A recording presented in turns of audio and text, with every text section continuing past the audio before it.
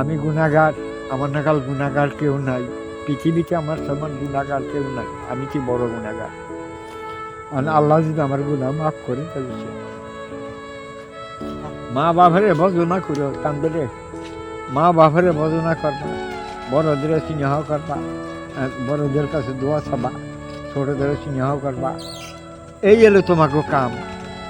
আল্লাহ গুনাহ খাতা মাফ করবো। আল্লাহ বলছে যে হকুল্লাহ হকুল এবাদ, হক কথা কইলে ভার আল্লাহ শুনবো, না হক কথার মধ্যে শয়তানি শুনবে, আর হক কথা আল্লাহ হক শুনবে। তাই তোমাকে কই, তোমরা, আমি গুনাহগার, আমার দোয়া কবুল হবো কিনা জানি না, তোমার কাছে কই তোমরা বেজার হইও না।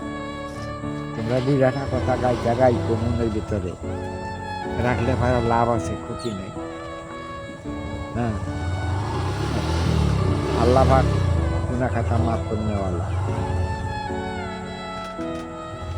আল্লাহ যে পাঠাইছে আল্লাহ নই জায়গা